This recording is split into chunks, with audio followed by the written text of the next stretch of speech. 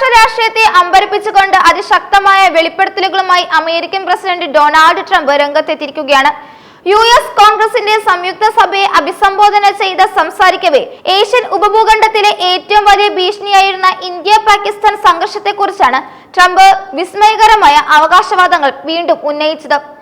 താൻ നയതന്ത്രപരമായി ഇടപെട്ടില്ലായിരുന്നുവെങ്കിൽ ദക്ഷിണേന്ത്യയിൽ ഒരു മഹാവിനാശം സംഭവിക്കുമായിരുന്നുവെന്നും പാകിസ്ഥാൻ പ്രധാനമന്ത്രി കൊല്ലപ്പെടുമായിരുന്നുവെന്നുമാണ് ട്രംപ് പ്രസ്താവിച്ചത്. തന്റെ ഭരണത്തിന്റെ ആദ്യ 10 മാസത്തിനുള്ളിൽ ലോകത്തിന്റെ വിവിധ ഭാഗങ്ങളിലായി നടന്ന 8 യുദ്ധങ്ങൾ അവസാനിപ്പിക്കാൻ തനിക്ക് സാധിച്ചുവെന്ന് അവകാശപ്പെട്ട ട്രംപ് ഇന്ത്യയും പാകിസ്ഥാനും തമ്മിലുള്ള ആണവ യുദ്ധം ഒഴിവാക്കിയത് തന്റെ വ്യക്തിപരമായ മികവാണെന്നും ആവർത്തിച്ചു. പഹൽഗാമിൽ നടന്ന ഭീകരാക്രമണത്തിന് പിന്നാലെ ഇന്ത്യ നടത്തിയ ശക്തമായ തിരിച്ചടിയും അതിനെ തുടർന്നുണ്ടായ പ്രത്യാഘാതങ്ങളുമാണ് ട്രംപിന്റെ പ്രസംഗത്തിലെ പ്രധാന വിഷയമായത്. പഹൽഗാമിലെ ഭീകരാക്രമണത്തിന് മറുപടിയായി പാക് മണ്ണിലെ ഭീകര കേന്ദ്രങ്ങളെ ലക്ഷ്യമിട്ട് ഇന്ത്യ നടത്തിയ ഓപ്പറേഷൻ സിന്ദൂർ എന്ന സൈനിക നീക്കം പാകിസ്ഥാനെ അക്ഷരാർത്ഥത്തിൽ തളർത്തിയിരുന്നു. ഇന്ത്യൻ സൈന്യം നടത്തിയ ഈ മിന്നലാക്രമണങ്ങളിൽ നിരവധി ഭീകരർ കൊല്ലപ്പെടുകയും അവരുടെ പരിശീലന കേന്ദ്രങ്ങൾ തകർക്കപ്പെടുകയും ചെയ്തു. ഇതിനെ തുടർന്ന് ഇരു രാജ്യങ്ങൾ തമ്മിൽ അതിർത്തിയിൽ കടുത്ത യുദ്ധസമാനമായ സാഹചര്യം നിലനിന്നിരുന്നു. ഈ ഘട്ടത്തിൽ താൻ ഇടപെട്ടില്ലായിരുന്നുവെങ്കിൽ 3.5 കോടിയിലധികം ആളുകൾ കൊല്ലപ്പെടുമായിരുന്നുവെന്ന് പാക് പ്രധാനമന്ത്രി ഷഹബാസ് ഷെരീഫ് തന്നോട് നേരിട്ട് പറഞ്ഞതായി ട്രംപ് വെളിപ്പെടുത്തി.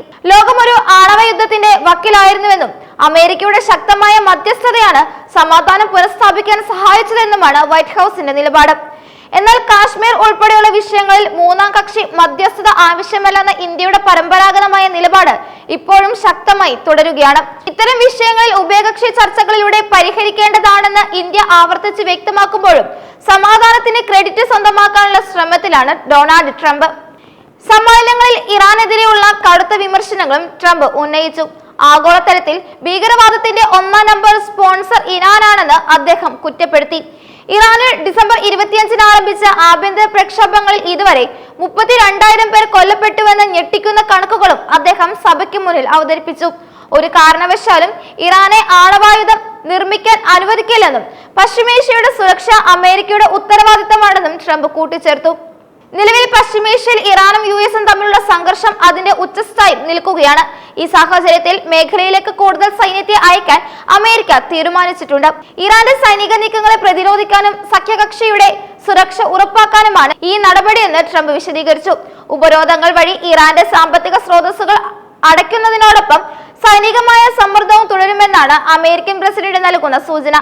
ഭരണ നേട്ടങ്ങൾ അക്കമിട്ടു നിർത്തിയ പ്രസംഗത്തിൽ തന്റെ വിദേശ നയം മുൻഗാമികളുടേതേക്കാൾ ഫലപ്രദമാണെന്ന് സ്ഥാപിക്കാനാണ് ട്രംപ് ശ്രമിച്ചത്.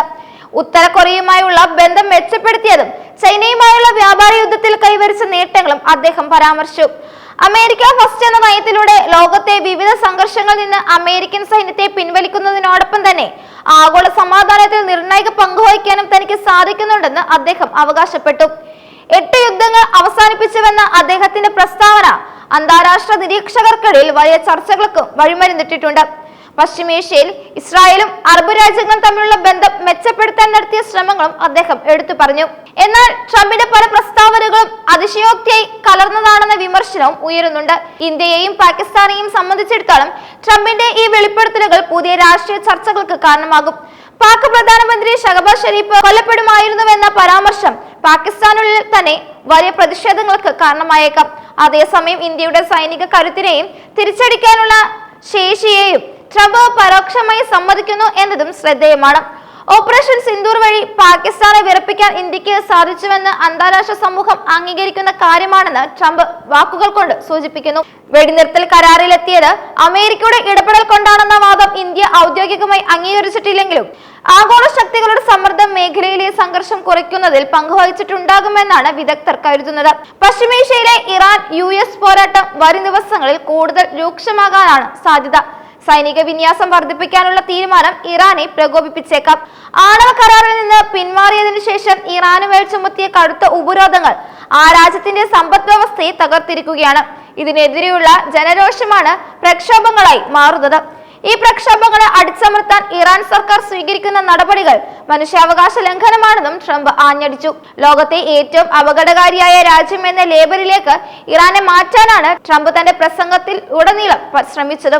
സമാധാനാകാംക്ഷിയായ ഭരണാധികാരി എന്ന നിലയിൽ നിന്ന് ലോകത്തെ രക്ഷിക്കുന്ന നായകൻ എന്ന പ്രതിച്ഛായയിലേക്കുള്ള ട്രംപിന്റെ ഈ മാറ്റം വരാനിരിക്കുന്ന അമേരിക്കൻ തിരഞ്ഞെടുപ്പിലും വലിയ സ്വാധീനം ചെലുത്തുമെന്നത് ഉറപ്പാണ്.